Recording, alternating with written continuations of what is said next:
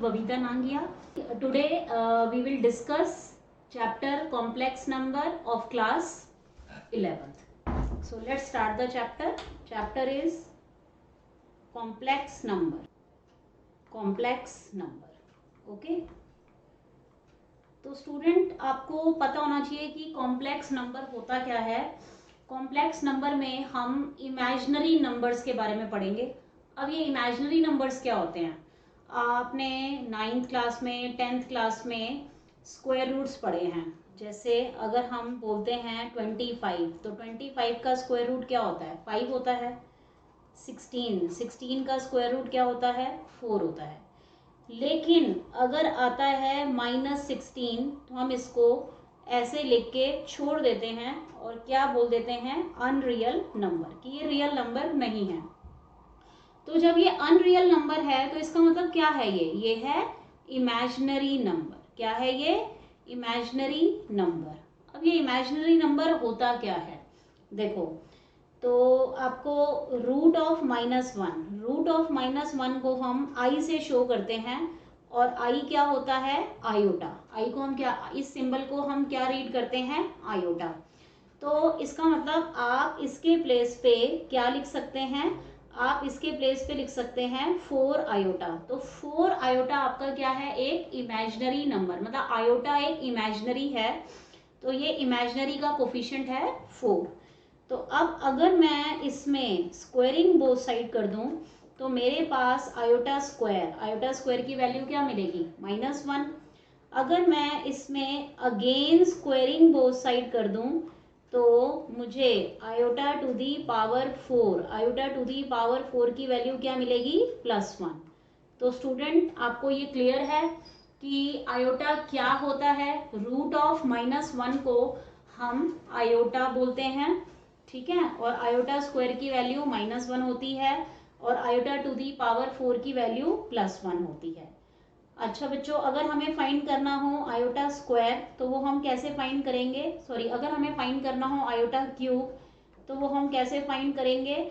Iota to the power 2 into iota. अब iota square तो -1 है, तो -1 into iota, that means -1 iota. तो आपको बच्चों ये सारी वैल्यूज लर्न करनी है कि व्हाट इज आयोटा. आयोटा है क्या? रूट ऑफ -1 आयोटा होता है. आयोटा स्क्वायर की वैल्यू क्या होती है? आयोटा टू दी पावर 4 की वैल्यू क्या होती है? और आयोटा क्यूब की वैल्यू क्या होती है? तो इस चैप्टर में, कॉम्प्लेक्स नंबर चैप्टर में, हम रियल और इमेजिनरी दोनों नंबर्स के बारे में पढ़ेंगे.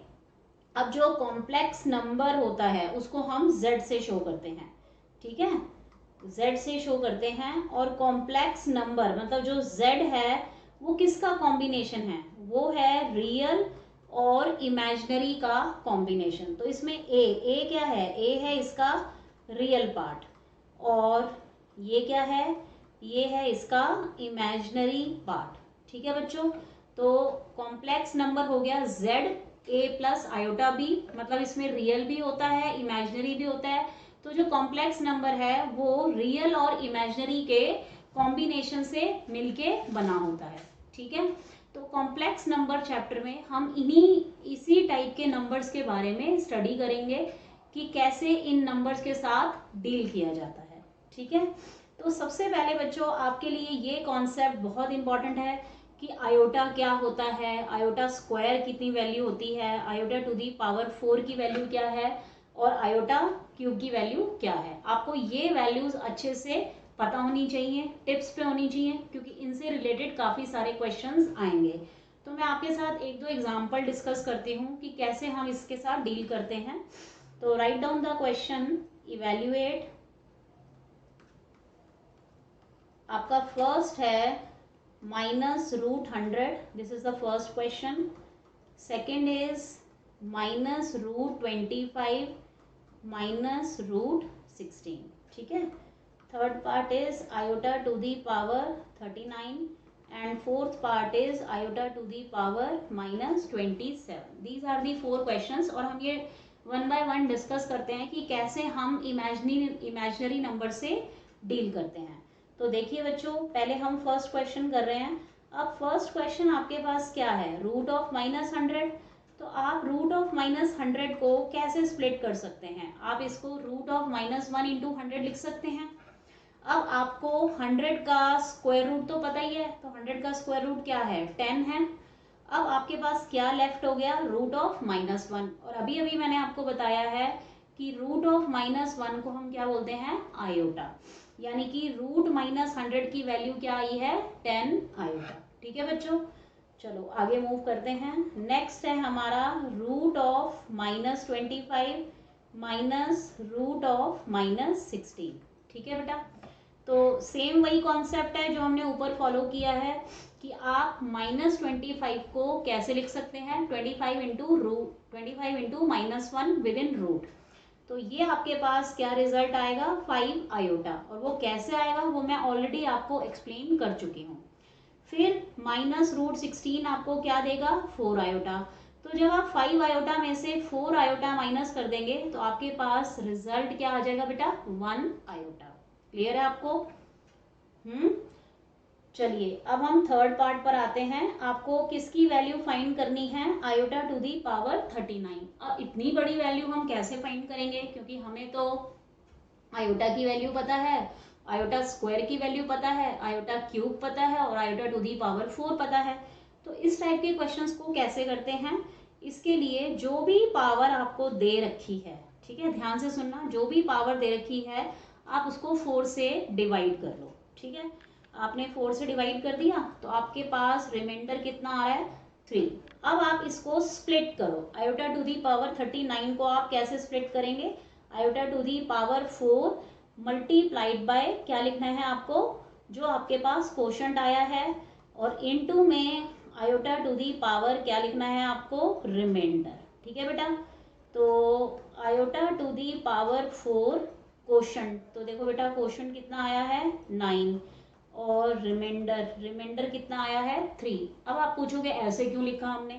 तो अगर आप ध्यान से देखो तो 4 आपका क्या है? 4 आपका डिवाइजर है। 4 आपका क्या है? डिवाइजर। तो हम क्या कर रहे हैं? Divisor into quotient. हमने डिवाइजर इंटू कोशंट किया। अब आप इसको मल्टीप्लाई कर रहे हैं तो आपने एक्सपोनेंट में रूल पढ़ा होगा कि जब बेस सेम होता है और मल्टीप्लाई हो रहा है तो पावर ऐड हो जाती है, यानी कि रिमाइंडर इसमें प्लस हो जाएगा। ठीक है बेटा, अब ये जो है divisor into quotient plus remainder, इससे आपको मिलता क्या है? इससे आप याद करो, आपको क्या मिलता है? Dividend. Dividend means what is the dividend in this case? See, dividend is how much? 39। ठीक है बेटा, तो अब क्लियर हो गया कि हमने 39 जो पावर है उसको ऐसे क्यों स्प्लिट किया? क्योंकि हम डिवीजन एल्गोरिथम अप्लाई कर रहे हैं। तो बेटा अब what is the value of iota to the power 4? मैं ऑलरेडी आपको बता चुकी हूँ कि आयोटा टू दी पावर 4 आपके पास क्या होता है? +1। अब इसकी पावर क्या है बेटा? 9। And what is iota cube?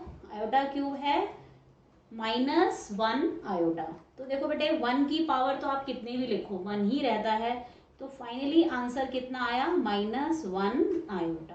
ठीक है, so this is the answer. Clear है कॉन्सेप्ट?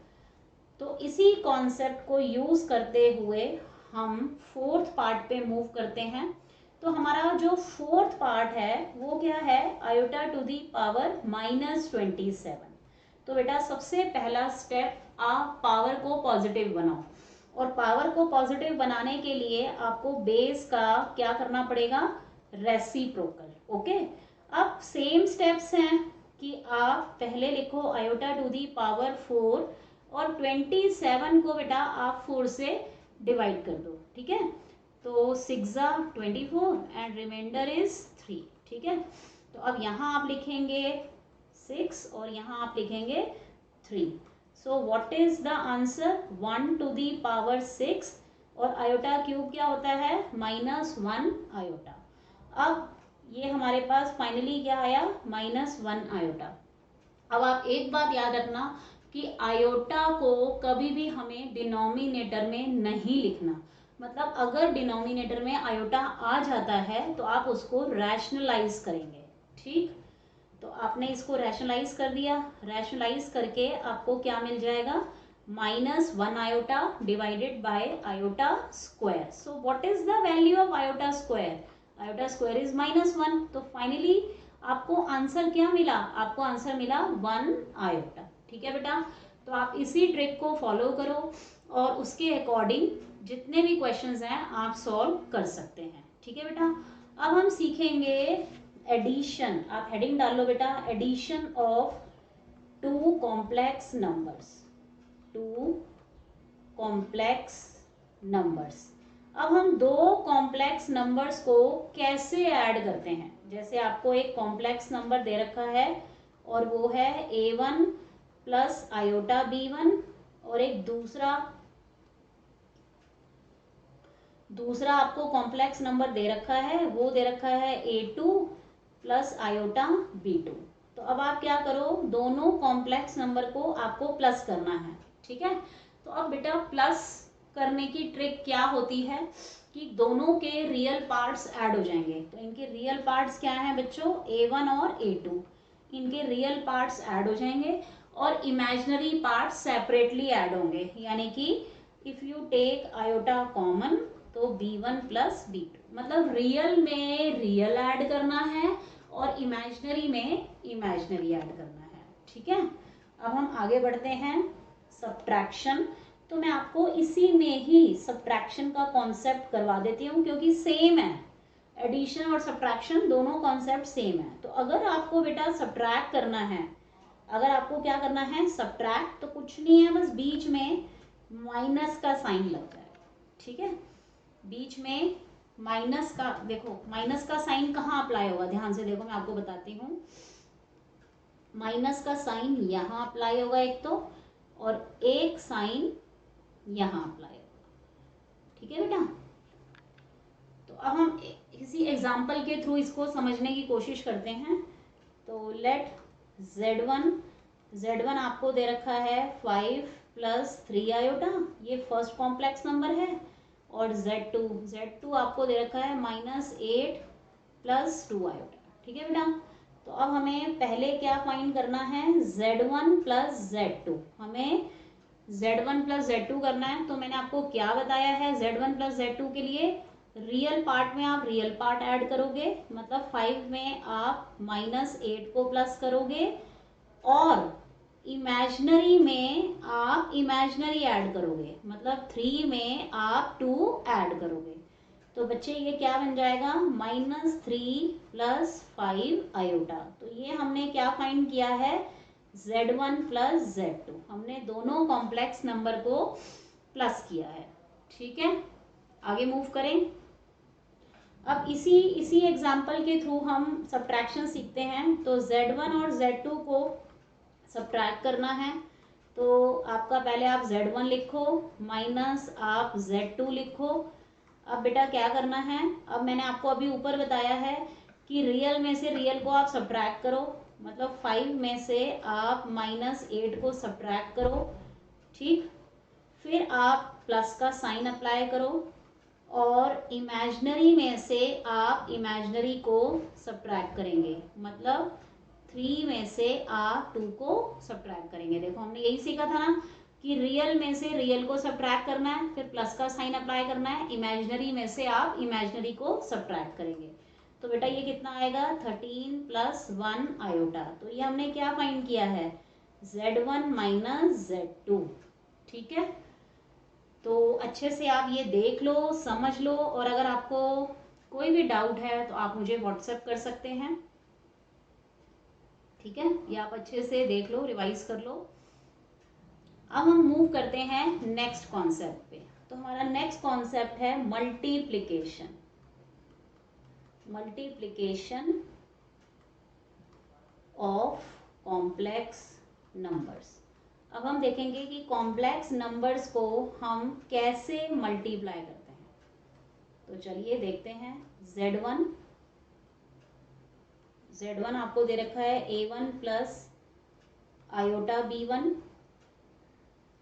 Z2 आपको दे रखा है A2 प्लस आयोटा B2. ठीक है बेटा, अब आपको क्वेश्चन में क्या बोला है? Z1 Z2. तो आपका पहला कॉम्प्लेक्स नंबर है A1 आयोटा B1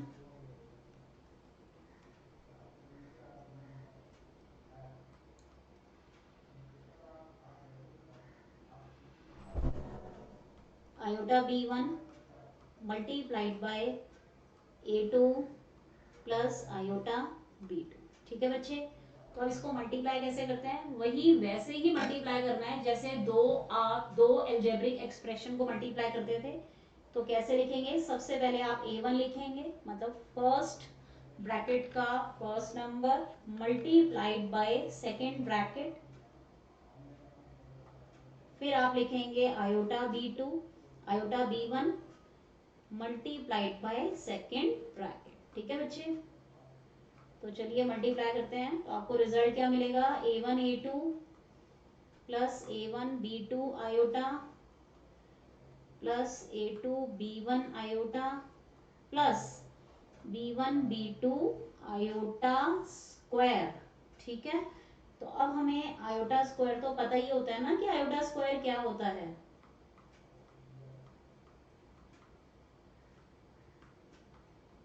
अब आयोटा स्क्वायर तो -1 होता है, तो आप आयोटा स्क्वायर के प्लेस पे -1 लिख दीजिए। ठीक है, तो ये है कि हमने दो कॉम्प्लेक्स नंबर्स को कैसे मल्टीप्लाई किया है। ठीक है बेटा, तो चलिए एक एग्जांपल ले लेते हैं सिंपल सा। आपको जैसे Z1 दे रखा है 2 + 3 आयोटा और Z2 दे रखा है 5 - 7 आयोटा। ठीक है, और आपको क्वेश्चन में पूछा हुआ है Z1 Z2 इनका प्रोडक्ट फाइंड करना है। तो आप कैसे करें, Z1 Z2 मैंने आपको अभी बताया है। आप पहले लिखिए फर्स्ट कॉम्प्लेक्स नंबर, फिर आप लिखिए सेकंड कॉम्प्लेक्स नंबर। तो आप पहले फर्स्ट नंबर रियल नंबर 2 लिखेंगे, इसको आप सेकंड ब्रैकेट के साथ मल्टीप्लाई करेंगे, फिर आप 3 आयोटा लिखेंगे और इसको 5 - 7 आयोटा के साथ मल्टीप्लाई करेंगे। तो बच्चे ये आपके पास बन जाएगा 10 - 14 iota plus 15 iota -21 iota square. ठीक, तो अब आयोटा स्क्वायर की आप वैल्यू अप्लाई कर सकते हैं। आयोटा स्क्वायर की वैल्यू आपको क्या पता है, आयोटा स्क्वायर की वैल्यू होती है -1। ठीक है, अब आप रियल में रियल ऐड करेंगे 31 बन जाएगा, और इमेजिनरी आप ऑपरेट करेंगे तो -14 + 15, इससे आपको क्या मिलेगा 1 आयोटा। तो ये हमने किसकी वैल्यू फाइंड की है, Z1 Z2 की। ठीक है, तो आपको क्लियर है कि दो कॉम्प्लेक्स नंबर्स को हम कैसे मल्टीप्लाई करते हैं। अब हम सीखते हैं डिवीजन। तो बेटे डिवीजन सीखने के लिए देखो क्या करते हैं, डिवीजन कैसे करते हैं, यही वाला एग्जांपल ले लेते हैं। Z1 आपको दे रखा था 2 + 3 आयोटा, और Z2 हमने क्या लिया था 5 - 7 आयोटा, और आपको क्वेश्चन में क्या बोला हुआ है, Z1 divided by Z2, this you have to find, आपको ये फाइंड करना है। तो 2 + 3 आयोटा और डिवाइडेड बाय 5 - 7 आयोटा। ठीक है बेटे, ये हमें फाइंड करना है। तो इसको फाइंड कैसे किया जाता है, इसको फाइंड करने के लिए आप याद करो जैसे आप करते थे ना रैशनलाइजिंग द डिनोमिनेटर, वही कॉन्सेप्ट आपको फॉलो करना है। आपको सिर्फ क्या करना है, जो भी इमेजिनरी के आगे साइन होगा, अगर वो प्लस है आप उसे माइनस कर दो, अगर वो माइनस है तो आप प्लस कर दो, मतलब you have to change the sign of imaginary number. Okay, तो आप इसको आप रैशनलाइज करेंगे तो ये बन जाएगा 5 + 7 आयोटा, और यहाँ भी डिनोमिनेटर में भी 5 + 7 आयोटा, मतलब आप 5 + 7 आयोटा से मल्टीप्लाई भी कर रहे हैं और डिवाइड भी कर रहे हैं। ठीक है, अब न्यूमरेटर में तो ये दो ब्रैकेट्स आ गई हैं, मतलब दो अलग अलग एक्सप्रेशंस आ गए हैं, तो इनको आप मल्टीप्लाई सेम उसी ट्रिक से करेंगे जो मैं आपको ऑलरेडी एक्सप्लेन कर चुकी हूँ।